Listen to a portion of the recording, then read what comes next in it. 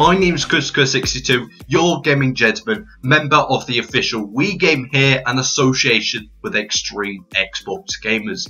Now in this video we're just talking about the Xbox One as a console and how it's changed from 2 years ago when it first launched. How the new direction of Xbox and how Microsoft are treating Xbox as a gaming device and gaming first. Now the Xbox One, you know, where to start? I'll start off at its launch. The Xbox did have probably one of the worst launch it could ever have.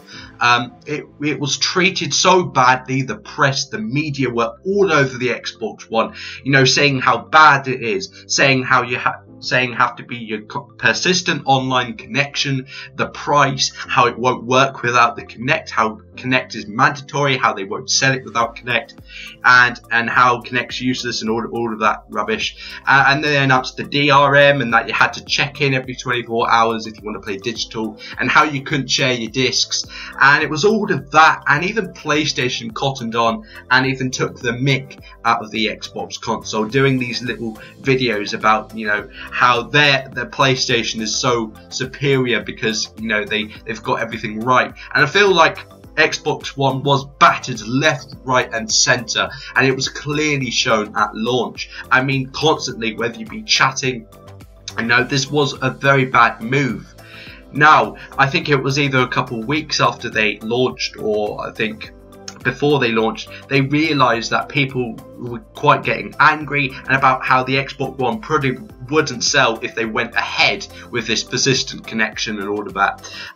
So yeah, they really changed that, and you know, they got rid of that completely. You don't need to have a persistent online connection and all of this, and the DRM, the digital, you can simply share your digital between consoles, and that's really nice, and all of that. So they completely got rid of that. And you know, when I purchased the Xbox One, I didn't buy it at launch. I got the Titanfall bundle in March, I think a couple of months after, and that was my first experience of the next generation console. Now you may be wondering, you know, why I chose the Xbox One, and the reason for that was because of the history I've had, you know, from the original Xbox and then going to the 360 and to the original and to the Xbox One. Now, it's just, I think it might have been brand loyalty. But, you know, I didn't own a PlayStation. I owned a Wii. I was a big fan of Nintendo. I really liked that. And, you know, it was an obvious choice to go to the Xbox One. And what I didn't like about it was the persistent online connection, because before, I just liked the fact that 360 you can play a game and you didn't have to be connected whatsoever. You know, multiplayer wasn't really my thing. It was single player. You know, I just loved putting the disc in and it worked and you could just play it. And that's what I really liked about the console. So, yeah, it's really nice about that. You can do the same on the Xbox One. Just put a disc in and then play it. Sometimes you do have to download this patch and you do have to be connected in order to play some single player games, but you know, but it's still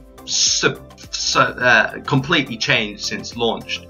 Now recently we've had the E3, and it's probably one of Xbox's best E3 they've ever had, in my opinion. They really nailed their conference in just terms of announcements, in terms of the direction of Xbox, in terms of exclusives, and in terms of how they're treating gamers. Now, they announced backwards compatibility, and I've seen in the gameplay here, I'm playing a little game called Battle Block Theatre for the 360. It was a downloadable, and when they announced it with the preview program, it was right there to download on my Xbox One, and it's just fantastic. What it does is bring a new fresh air to the 360 games, because some people will just go out and buy 360 games, put them in the Xbox One now, and that is without owning a 360, and it really does a fresh air, because sometimes people miss out on these 360 games and maybe don't own a 360 console, and they could just simply pick them up, and it'd be really nice. And also, because it's an emulation, you know, if someone picks up, say, Modern Warfare 1 or something, and then someone else done, they could play together on their Xbox One with the party chat system and the staff, and the ability to record and take screenshots and all of that. It is right there, and it's really convenient, and it's really a step in the right direction, and it's just so perfected, and it really was an announcement that shook everyone.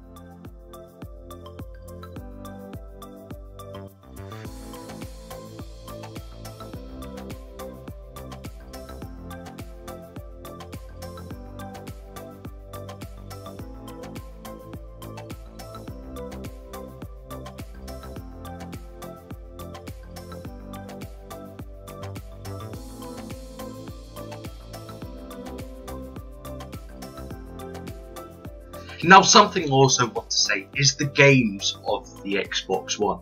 Xbox One launched with Forza Motorsport 5 at 1080p, 60 frames per second at current launch.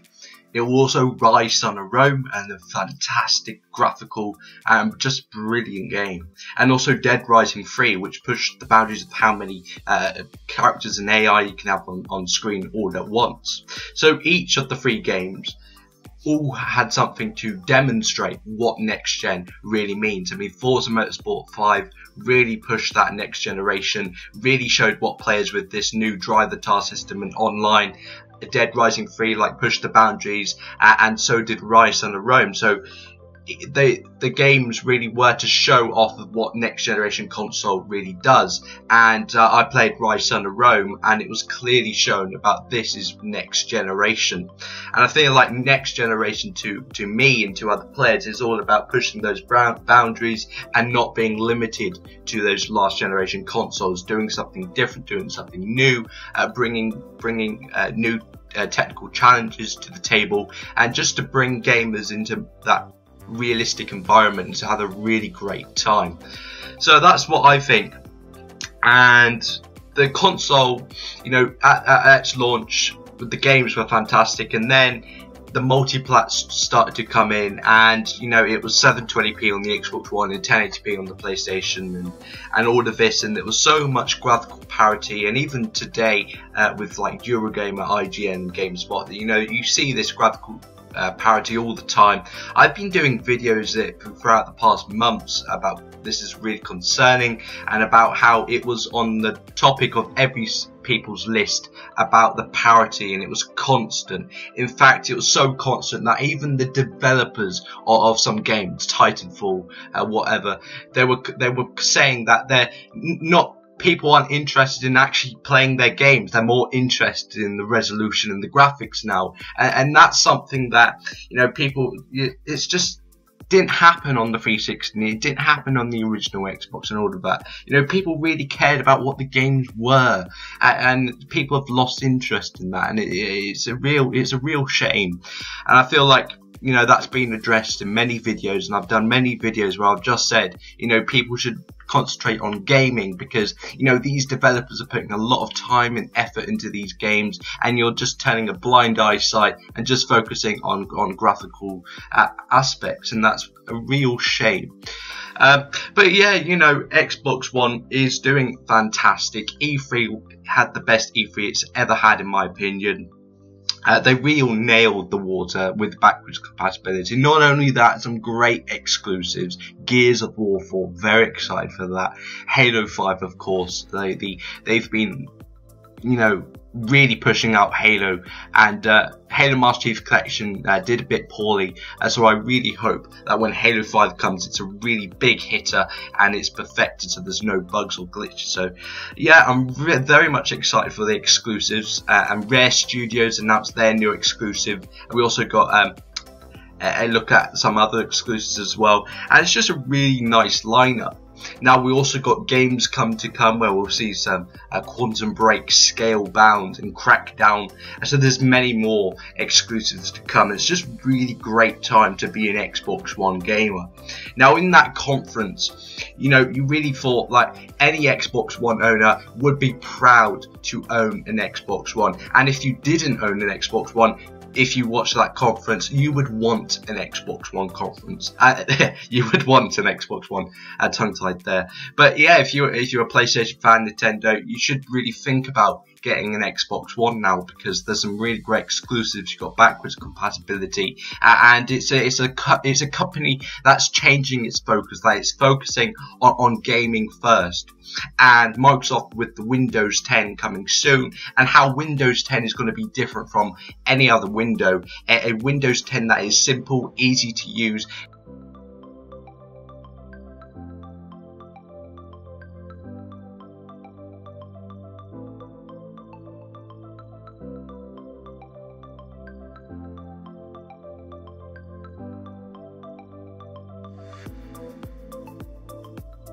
There is one thing we can say, and that is Xbox owners are in for a treat with the Windows 10 and backwards compatibility and all the features in the new UI. You know, they're in for a treat, and the recent E3 where Xbox really made gamers, you know, proud to have chosen the Xbox One console, to also put a stamp in the gaming industry, to make other consoles look towards Microsoft and say, you know, I need to up my game now. And you know, it's just fantastic. That E3 they did was just phenomenal. And just going on to the Xbox One, Xbox One has been built by you. It's been built by gamers, and that is clearly shown. When the Xbox may have not had the best of launch, but it's turned around completely within the 2 years. And I feel like the reason for that is because of this Xbox community, how Xbox looks at the community and does, you know, what is best for the gamers. At the end of the day, the Xbox should really be gaming first, and that's what it's clearly shown today. Now, you know, with the forums and all the features, and gamers discuss what they would like their console to be, so they write them on the forums, and we get updates each month for the Xbox One console, and nearly all the features and requests has already been done. We asked for backwards compatibility and we got backwards compatibility. We thought it was impossible, but it just was made possible. And now this is really exciting, how a console can just change like that, how it can constantly change from what members would like to see and how they want their console to be like. A console that listens to its gamers and not the corporates. I mean, I think one of the reasons was head of Xbox Phil Spencer. When he came into the Xbox, you know, he was a breath of fresh air to the gaming industry, because his knowledge, he was a gamer himself, he worked on games, and he just really turned the console around. I mean, maybe not single-handedly, but he had a great team working, and he directed that, and it really does show. And I feel like the direction of where they're going is just really nice, and I really look forward to see what they might do for their next console, or maybe in the years to come, because I think they know their direction now. I think they know what gamers want, and they got their sights on what the future of Xbox really means. So thanks very much for watching this video, and like I said, it's just showing you of how much the Xbox One has changed, what Xbox One means to me, and yeah, that's what I've got to offer, and I'll see you on the next video. So without further ado, it's Chris62, your gaming gentleman, and I hope you had a great day.